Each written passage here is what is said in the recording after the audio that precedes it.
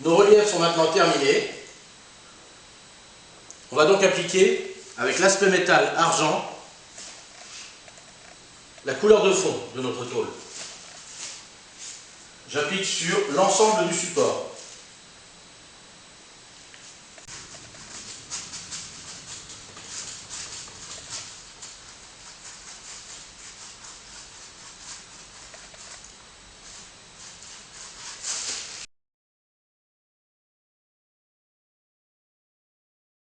Nous allons procéder maintenant aux patines pour créer les couleurs de la rouille.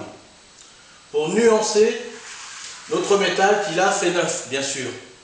Donc maintenant on va passer à l'opération de vieillissement du métal.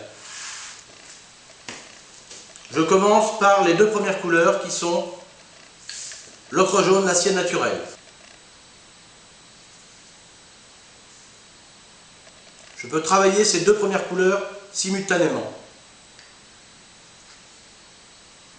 Un tout petit peu d'ocre jaune, un peu plus d'acier naturel.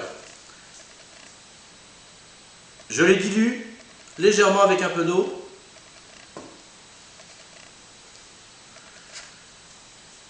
Même chose pour l'acier naturel. Si les deux couleurs se mélangent, ça n'a pas d'importance. On va uniquement amener des couleurs. Je dois toujours travailler sur un support humide. Je prends de l'eau.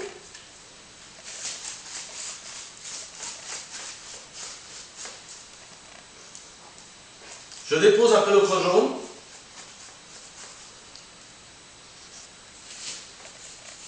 De façon aléatoire. Ne cherchez pas à dessiner.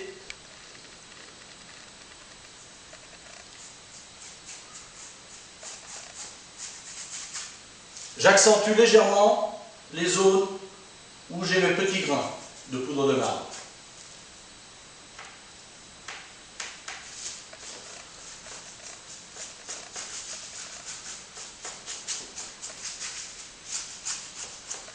L'acier naturel est la couleur dominante.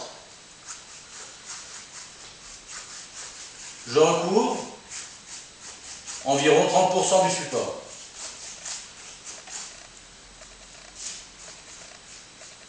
Je peux rehausser avec un petit peu de peinture légèrement plus concentrée, avec un peu moins d'eau.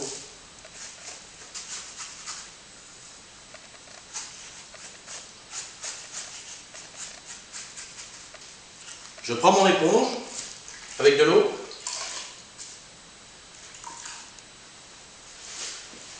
Et je viens faire des coulures.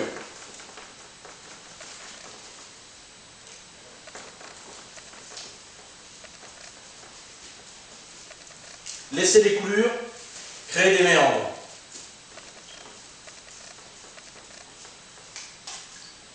Je viens ensuite estomper les zones pour retirer un peu de matière. En laissant toujours des centres d'intérêt où la couleur est encore présente. Les couleurs doivent être déposées sur un support humide, tout le temps humide. Et on fera la même opération à chaque couleur. Ça permet à nos couleurs de fuser et de glisser. Si on travaille sur un support sec, on aura des taches de peinture, on n'obtiendra pas le résultat voulu. Donc ça permet de laisser la peinture fuser et d'avoir des dégradés comme ça. Ensuite, je bloque, dès que ces couleurs me conviennent, je bloque les teintes en séchant.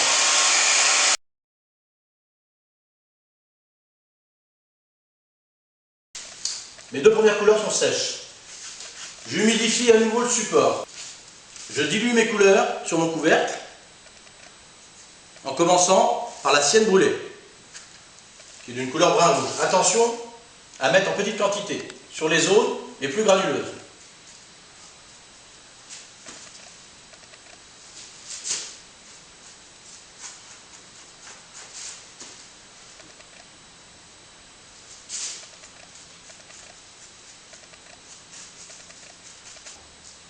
Avec mon éponge, j'estompe légèrement.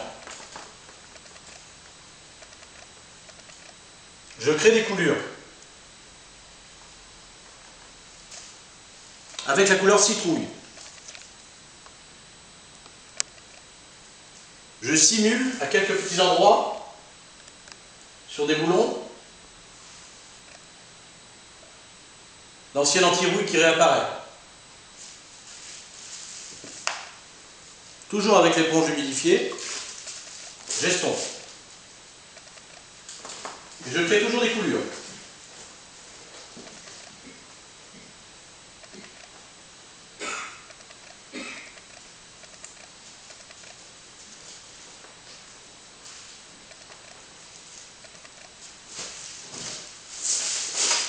Et je sèche dès que je veux bloquer le phénomène de fusion.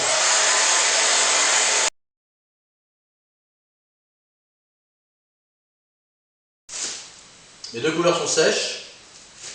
Même chose avec l'ombre naturelle. J'humidifie le support.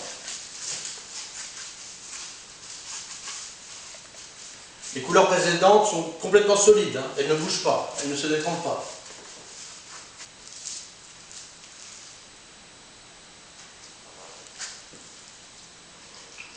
Un peu d'ombre naturelle, légèrement diluée.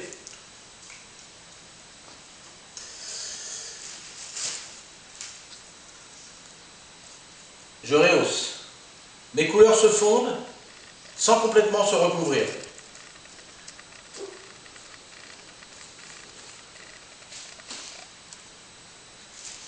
J'accentue les creux, ici, sous la barre de relief.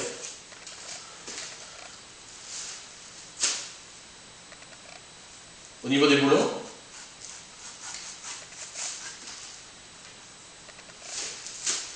et sur les zones granuleuses.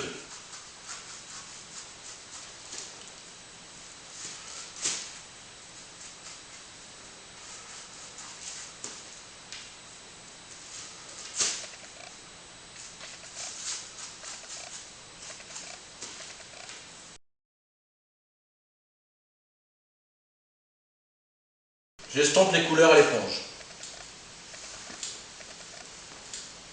J'applique ma dernière couleur, l'ombre brûlée. Avec l'ombre brûlée, j'accentue les creux pour créer des ombres. Sous le hublot,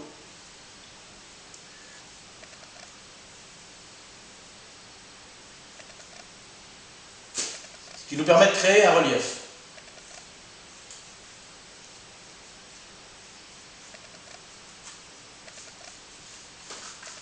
L'ombre brûlée simule aussi le cambouis qu'on pourrait trouver sur une vieille coque de bateau.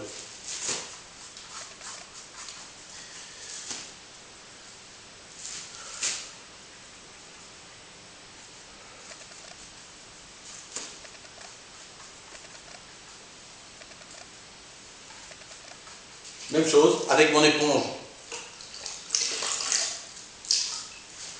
Huilée d'eau, je crée les coulures pour créer des effets.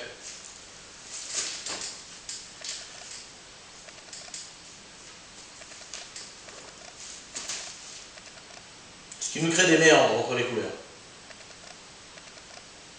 Et je vais conserver uniquement les parties qui m'intéressent. Ici, par exemple, le mélange de la couleur citrouille avec l'ombre brûlée et l'ombre naturelle. Ici, si j'en ai trop, j'estompe avec l'éponge. Et les parties saillantes, qui normalement accrochent la lumière, donc je les estompe aussi.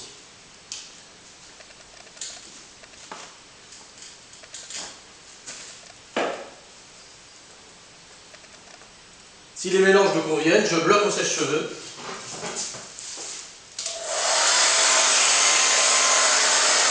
Les couleurs se figent. On le voit ici.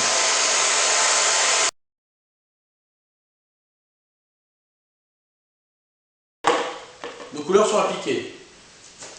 Pour éviter d'avoir trop de contraste, on peut équilibrer toutes ces teintes avec un dernier glacis, donc toujours en humidifiant.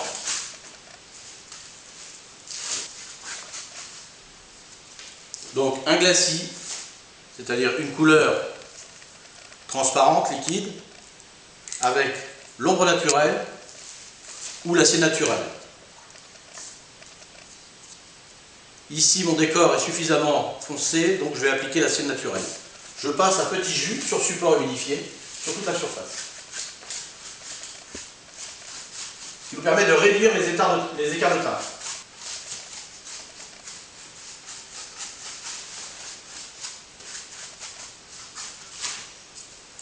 Estompez légèrement l'éponge. Pensez à toujours tourner l'éponge. L'éponge déchiquetée permet d'avoir des décors, des nuances aléatoires. Je bloque la couleur en séchant. Si je veux laisser sécher naturellement, je prends un chiffon. Mais ça sera plus long.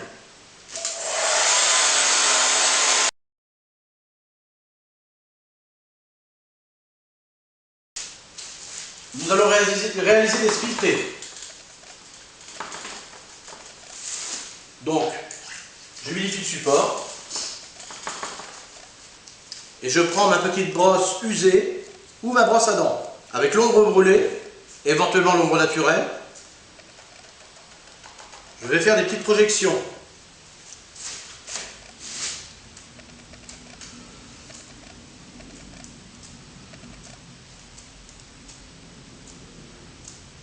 Qui nous fait penser à une tôle qui a piqué. J'élimine le surplus pour laisser quelques grains. Et je stoppe, je bloque mes couleurs en séchant.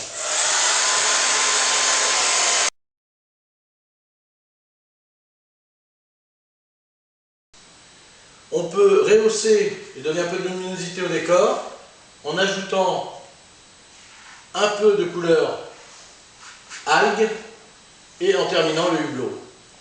Avec ces 4 couleurs qui sont proposées séparément: lichen, terre verte, bleu outre-mer et blanc.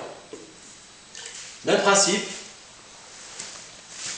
j'humidifie le support.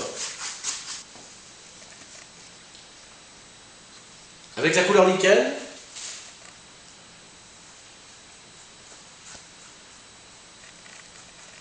je dépose par touche.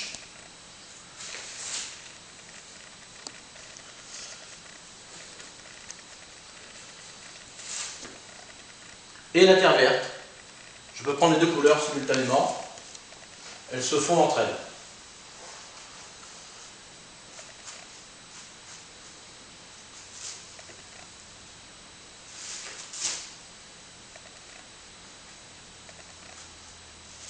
Et pourquoi pas une petite touche de bleu. Bleu outre-mer.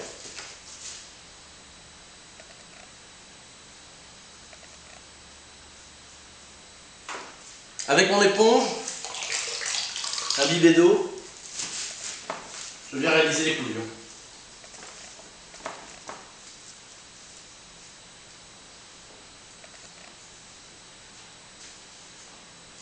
Je laisse l'eau agir, afin que les couleurs se fondent entre elles, pour obtenir des méandres. J'estompe à l'éponge, pour conserver uniquement les dégradés qui m'intéressent. Les surplus ont estompé.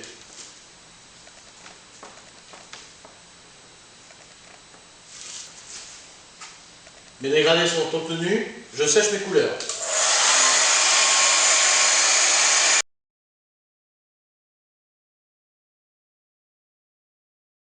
Je complète le décor en ajoutant un peu de teinte dans la partie du hublot. Le bleu outre-mer,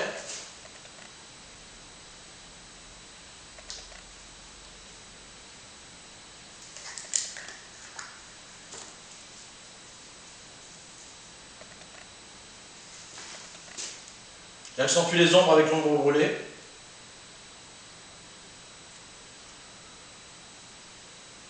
Et j'apporte un peu de lumière avec du blanc.